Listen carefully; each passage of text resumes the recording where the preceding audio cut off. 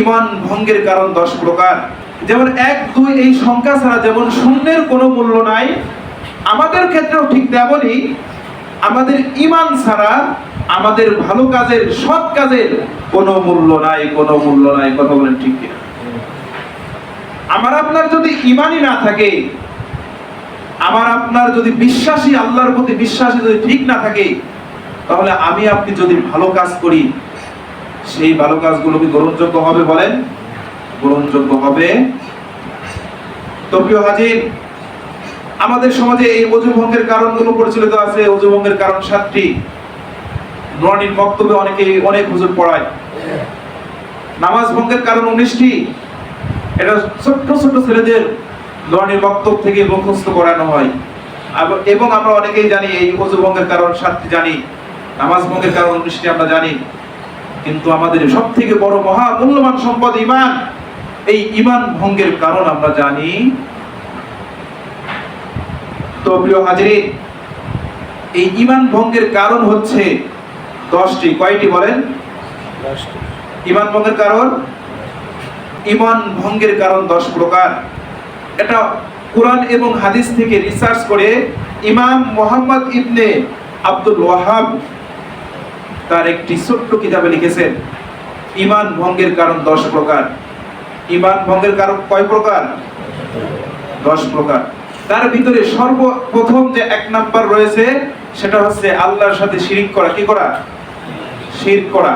আমরা শুধু জানি যে শিরক করলে সে মুসলমান থাকে না, আমরা শুধু এটাই সাধারণত জানি যে শিরক, কুফর এগুলো জানি, কিন্তু আরো যে বিষয়গুলো রয়েছে এটা আপনাদের সামনে বিস্তারিত তুলে ধরছি, একটু মনোযোগ সহকারে শুনবেন আশা করি। তাহলে 1 নাম্বার কি করা বলেন? শিরক করা। তথা আল্লাহ পাক রব্বুল আলামিন আছে এরকম, আল্লাহ রব্বুল আলামিনের মতো এরকম আরো একজন আছে এটা মনে করা, অথবা আল্লাহ পাক রব্বুল আলামিন ব্যতীত অন্য কাউকে ইবাদত করা, অন্য কাউকে সিজদা করা, এটাই হচ্ছে শিরক। অনেকে আছে না আমাদের বাংলাদেশে বাবার দরবারে গিয়ে সিজদা দেয়, আছে কিনা বলেন? তাহলে এটা কি শিরক নাকি শিরক না? শিরক, অবশ্যই শিরক। তো এগুলো করলে কি ঈমান থাকবে? ঈমান থাকবে না। আল্লাহ ব্যতীত কাউকে সিজদা করা একেবারে টোটালি অকাট্যভাবে 100তে 100ই হারাম, হারাম, হারাম। কথা বলেন ঠিক?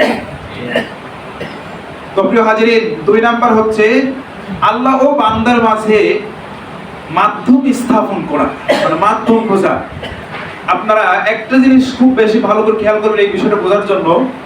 বিধর্মী যে ভাইগুলো রয়েছে, যেমন সাধারণত আমাদের সমাজে হিন্দু ভাইরা খুব প্রচলিত, যারা বিভিন্ন প্রতিমার পূজা করে থাকে। আমার পরিচিত একজন আমাদের এলাকায় খুব ভালো একজন ডাক্তার আছে, তার নাম হচ্ছে ডাক্তার রাজেন্দ্র প্রসাদ রায়। তার নামটা শুনে বুঝতে পারতেছেন যে কত সুন্দর হিন্দু মানুষ। তো সেই ডাক্তার আমাকে খুব স্নেহ করে, খুব ভালো জানে। আমাদের পরিবারের আসলে সে ডাক্তারটা অনেক ভালো মানের একজন ডাক্তার। আমাদের যে কোনো একটা চিকিৎসা সে তার কাছ থেকে আমরা সাধারণত নিয়ে থাকি। পরবর্তীতে আমরা দেখা যাচ্ছে বড় জটিলতা হলো অন্য জায়গায় যাই। এখন ডাক্তারের কথা মনে পড়ে গেল, ওই জন্য বললাম। তো এই ডাক্তারের কাছ থেকেও আমি নিজে জিজ্ঞাসা করেছি যে ভাই বা ডাক্তার সাহেব, আপনি তো ইসলামের ক্ষেত্রেও অনেক কিছু জানেন, মানে সেই ইসলামের ক্ষেত্রে আমার সাথে অনেক ডিসকাস, মানে বসা হলে যেটা কথা হয় আর কি, অনেক কথা হয়। আপনারা এই সমস্ত কথা বলে, তারপরেও আপনি কেন বলতেছেন যে আমার ঈশ্বর এক, তবে আমরা ঈশ্বরের কাছে যাওয়ার জন্য এই প্রতিমার পূজা করি? তার কথা বলতেছে যে আমি ঈশ্বরের কাছে যাওয়ার জন্য এই প্রতিমার পূজা করি, মানে প্রতিমা বা মূর্তিটাকে ভায়া হিসেবে গ্রহণ করে। তার মানে হচ্ছে আল্লাহ আর অন্য এই যে বান্দা, আল্লাহর বান্দা আছে, তার মাঝামাঝি অন্য কোনো মাধ্যম স্থাপন করা, ভায়া স্থাপন করা। অথচ এটা তাদের বিবেকে আসতেছে না। আমি মানুষ হয়ে, আমি জবান মানুষ হয়ে আল্লাহর কাছে আমার মুখ দ্বারা পৌঁছাইতে পারি, অন্তর দ্বারা পৌঁছাইতে পারি, আমি ঈশ্বর, তারা যে ঈশ্বর বলে সেই ঈশ্বরের কাছে পৌঁছাইতে পারি, কিন্তু তার তো জীবনই নাই, সে কিভাবে পৌঁছাবে? আর সে কিভাবেই বা আমাকে পৌঁছায় দেবে? তো যাই হোক, এটার ওই দিকে বিস্তারিত আলোচনা যাব না।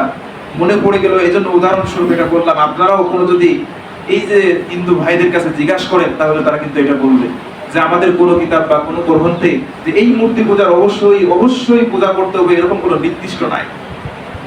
তারা এটা ভায়া হিসেবে গ্রহণ করে, আল্লাহ বান্দার মাঝে মধ্যস্থ স্থাপন করে তারা বলে যে আমরা এটাকে সামনে রেখে অনুশোচনা করি, কামনা করি, যাতে আমরা ঈশ্বরের কাছে পৌঁছে যেতে পারি। বলেন নাউজুবিল্লাহ। তো প্রিয় হাজির, এটা হচ্ছে 2 নাম্বার। আর 3 নাম্বার হচ্ছে মুশরিকদের কাফির মনে না করা বা তাদের সঠিক মনে করা। যারা মুশরিক কারা? এক কথায় যারা শিরক করে, কুফরি কাজে যারা লিপ্ত, এরা হচ্ছে ইসলাম থেকে ফারেক হয়ে গেছে, মুশরিক হয়ে গেছে। এরা যে মুশরিক না, এটা যদি আমি মনে করি স্থাপন করি, তাহলে আমিও ঈমান থেকে খারিজ হয়ে যাব, তাহলে আমার ঈমানও চলে যাবে, আমার ঈমান ভঙ্গ হয়ে যাবে। সংক্ষেপে বলতেছি, সময় একটু কম। তো প্রিয় হাজিরিন, যারা যে এই যে মুশরিকি বা যারা শিরকি এই সমস্ত কাজ করে, আমাকে আপনাকে অন্তর থেকে তাদেরকে অবশ্যই কাফের হিসেবে মনে প্রাধান্য দিতে হবে। এটা মনে রাখতে হবে, সে মুশরিককারী ব্যক্তি, সে আল্লাহর সাথে শিরককারী ব্যক্তি, সে অবশ্যই ইসলামের ভিতরে নাই, সে ইসলাম ধর্মের না। এটা মনে স্থাপন করতে হবে। আমি যদি মনে স্থাপন করি, সেও যা আমিও তাই, সেও মানুষ আমিও মানুষ, এটা যদি মনে করি, তাহলে কি আমার ঈমান থাকবে? ঈমান থাকবে। প্রিয় হাজিরিন, 4 নম্বর হচ্ছে রাসূল সাল্লাল্লাহু আলাইহি ওয়াসাল্লামের আদর্শ থেকে অন্য কারোর আদর্শকে উত্তম মনে করা। এটা যদি আমি মনে করি, তাহলে কি হয়ে যাবে? আমার ঈমান ভঙ্গ হয়ে যাবে। প্রিয় উপস্থিতি, মুনাফিকদের সর্দার আব্দুল্লাহ ইবনে উবাই ইবনে সালুল, মুনাফিকদের সর্দার, চিন্তা করতে পারছেন? মুনাফিকদের সর্দার মানে সবথেকে সর্বোচ্চ নেতা, মুনাফিকদের সর্দার। এই মুনাফিকদের সর্দার কিভাবে হলো সংক্ষিপ্ত আকারে জানেন। মদিনাতে ইসলাম প্রচারের আগে, রাসূল সাল্লাল্লাহু আলাইহি ওয়াসাল্লামের আগমনের আগে, সে একজন নেতা ছিল। সে নেতার মাধ্যমে পরে সে রাজ্য প্রতিষ্ঠা করে সে রাজ সিংহাসনে বসতে চেয়েছিল। পরক্ষণেই ইসলামের দাওয়াত ওখানে চলে আসে, পরে অনেকেই ইসলাম গ্রহণ করা শুরু করে। পরে সে ইসলামের রাসূলের সাথে চলাফেরা করে, কিন্তু বিরোধী দলের মেন এজেন্ট, মূল মুনাফিকের মূল হোতা তিনি।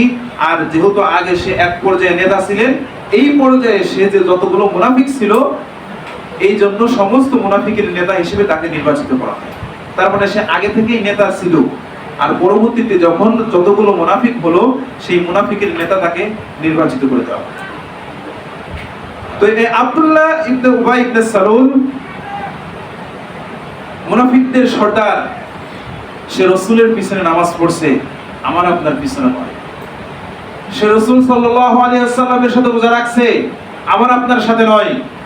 সে রাসূলের সাথে ইফতার করছে, আমার আপনার সাথে নয়। কিন্তু সে বড় মুনাফিক। সে এই ইসলামের মধ্যে এই মানে রাসূল আকরামরা যে কথাগুলো বলতো, এটা তাড়াতাড়ি গিয়ে ওই যে আবু জাহেলদের কাছে গিয়ে তাড়াতাড়ি গান করতো যে এরা এই চক্র বা এরা এই পরামর্শ করছে, এই পরামর্শের ভিত্তিতে এদের এইভাবে ঘায়েল করা যায়। এক কথায় মুনাফিকদের যে কাজ, আমাদের সমাজে এরকম মুনাফিক আছে কিনা বলেন? আছে। তো এই মুনাফিক যখন মারা যায়, আল্লাহ পাক রব্বুল আলামিন কোরআন নাযিল করে সঙ্গে সঙ্গে জানিয়ে দেন, রাসূল আপনি কার জানাজা যাচ্ছেন, কার কবরস্থ করতে যাচ্ছেন? খবর দেওয়া যাবেন না। ওই এত বড় কাটটা মুনাফিক ছিল, অবস্থা এত পরিমাণ খারাপ ছিল, রাসূলকে ওহির মাধ্যমে এইভাবে জানিয়ে দেওয়া হয়। ঠিক আছে? তো আমির হামজা হুজুর এই বিষয়ে একটা কথা বলতে শুনেছি আমির হামজা হুজুরের। সেটা হচ্ছে, আমির হামজা হুজুর বলেন, এখন যদি কোরআন নাজিল হতো, আমাদের সমাজে কত মানুষের জানাজা এবং কবরস্থ হতো। তার কারণ আল্লাহ নাযিল করে বলে দিত যে ওই ব্যক্তি মুনাফিক। কথা ঠিক কিনা বলেন? তো প্রিয় হাজিরিন, 5 নাম্বার হচ্ছে ইসলামের কোন বিধানকে অপছন্দ করা। ইসলামের কোন বিধানকে অপছন্দ করা, যেমন আমাদের ইসলামে অনেক বিধান রয়েছে, নিয়ম আইন কানুন যা কিছু রয়েছে, নামাজ কালাম থেকে শুরু করে যত নিয়ম যা কিছু রয়েছে, এই সমস্ত বিধানের ভিতরে যে কোনো বিধানকে আমি আপনি যদি সামান্যতম অপছন্দ মনে করি, তাহলে আমার আপনার ঈমান থাকবে না। এখানে আপনাদের একটা কথা বলি, না বললেই নয়, সেটা হচ্ছে আমরা বেশিরভাগ সমাজের মানুষ যেটাকে অপছন্দ করি। এখন আপনার মনে আসতে পারে আমরা আল্লাহর কোন বিধানকে অপছন্দ করি। হ্যাঁ, একটা আছে সমাজে অনেক প্রচলিত, সেটা হচ্ছে আমার আপনার বোন যারা আছে এই বোনের সম্পত্তি দেওয়ার ক্ষেত্রে, কথা বলে ঠিক কিনা? খুব কষ্ট লাগে, খুব কষ্ট লেগে যায় বোনের সম্পত্তি দিতে। হ্যাঁ, এই যে আমার চাচা সঠিক কথা বলছে, এক মুঠ ভাত দিতে চাই, এখানে আমার আপনার আপত্তি বসে যায়, তো আমি আপনি এখান থেকে খুব সাবধান হয়ে যাই। ঠিক আছে, আজকে এই জন্য এই টপিকটা খুঁজে বের করছি যে আজকে এই টপিকটা বলি। আগামীতে হজের বিধান আসছে, কুরবানির বিধান আসছে, ওগুলো বলবো ইনশাল্লাহ। তো মূলত এই জন্য এই টপিকের উপর আলোচনা করছি ইনশাল্লাহ। তো কোন বিধানকে যেন আমরা অপছন্দনীয় মনে না করি, এবং প্রত্যেকটা বিধান যেন আমরা পরিপূর্ণ পুঙ্খানুভাবে আমরা সঠিকভাবে আদায় করার চেষ্টা করি, তাহলে আমাদের কিন্তু ঈমান টিকে থাকবে, অন্যথায় ঈমান থাকবে না। 6 নাম্বার, দ্বীনের কোন বিধিবিধান নিয়ে উপহাস করা। কি করা বলেন? উপহাস করা। দ্বীনের বিধিবিধান মানে আমাদের ইসলাম ধর্মে যে বিধিবিধানগুলো রয়েছে, এই বিধিবিধানগুলো নিয়ে যদি আমরা উপহাস করি, তাহলে হাসি ঠাট্টা করি, তাহলে আমাদের ঈমান ভঙ্গ হয়ে যাবে। কি হয়ে যাবে? ঈমান ভঙ্গ হয়ে যাবে। বিভিন্ন বিষয়গুলো আছে, যেমন নামাজ পড়া নিয়ে, আমি নামাজ পড়তে আসতেছি, আমারই আরেকজন মুমিন ভাই, মুমিন মানে সে ইসলামে জন্মগ্রহণ করছে, সে আমার নামাজটাকে নিয়ে উপহাস করতেছে, করে কিনা বলেন? করে কিনা? তাহলে অবশ্যই সে ইসলামের বিধিবিধান নিয়ে উপহাস করতেছে, হাসি ঠাট্টা করতেছে, তাহলে কি তার ঈমান থাকবে? কোশ্চিনকালও থাকবে না। এরপরে 7 নাম্বার, জাদুটোনা করা এবং তাতে সন্তুষ্ট থাকা, বা জাদুটোনায় এই কুফরি কালামে বিশ্বাস করা, বিশ্বাস স্থাপন করা, এগুলো করলে বা এগুলোতে বিশ্বাস স্থাপন করলে, যে কোনো একটা বিষয়ে আমি যদি করি অথবা আমি যদি বিশ্বাস করি, এই দুইটার যে কোনো একটার কারণেই আমার ঈমান চলে যাবে। এজন্য আমরা এই বিষয়ে সতর্ক থাকবো। 8 নাম্বার হচ্ছে মুসলমানদের বিরুদ্ধে গিয়ে যারা বিধর্মী রয়েছে, অন্য যে ধর্ম হোক না কেন, তাদেরকে সমর্থন করা। তাদেরকে কি করা? তাদেরকে সমর্থন করা, অথবা তাদের ধর্মকে ভালো করা বা তাদের দিকে সাপোর্ট দেওয়া, এটাকে হচ্ছে কি বলা? এটা হচ্ছে ঈমান ভঙ্গের অন্যতম একটা সেরা কারণ। এই সৌদি আরব বলি, অন্যান্য দেশগুলো যে বলি, যত বড় দেশ হোক না কেন, যত বড় আলেম হোক না কেন, আপনারা যদি এই বেধর্মীর সাথে, এই ফিলিস্তিনির যারা মারতেছে ইহুদিরা, এই ইহুদির সাথে যারা তলে তলে লাইন করতেছে, তাদের ঈমান নাই। তাদের ঈমান কি নাই? একেবারেই নাই। তো হাজিরিন, 9 নাম্বার হচ্ছে এটা মনে করা যে শরীয়তের বাইরে মানুষের চলাচল করতে পারে। শরীয়ত মানে আমাদের যে ইসলামের বাইরে মানুষ চলাচল করতে পারে, এতে কোনো সমস্যা নাই। এটা যদি আমি মনে করি আমি চলাচল করি, বা একজন চলতেছে আমি মনে করি, তাহলে এটা মনে করতে হবে যে কি আমার ঈমান ভঙ্গ হয়ে গেছে। আমার ঈমান কি হয়ে গেছে? আমার ঈমান ভঙ্গ হয়ে গেছে। তো প্রিয় হাজিরিন, শেষ 10 নাম্বার হচ্ছে দ্বীন থেকে সম্পূর্ণ বিমুখ হয়ে যাওয়া। আমাদের যে ইসলাম ধর্ম রয়েছে, আমাদের যে দ্বীন রয়েছে, সম্পূর্ণ বিমুখ হয়ে যাওয়া। যেমন আমি দ্বীনকে বিশ্বাস করছি না, আমার দ্বীনের কোনো আমলকে আমার ভিতরে আনতেছি না, এটার মূল উদাহরণ যদি আমি আল্লাহর পথে ফিরে না আসি। আমি মুখে যতই বলে আমি মুসলমান, আমি যদি কর্ম না করি, তাহলে কি আমি মুসলমান হতে পারবো? নামে মুসলমান হয়ে লাভ নাই, কামের মুসলমান হতে হবে। কথা বলেন ঠিক কিনা?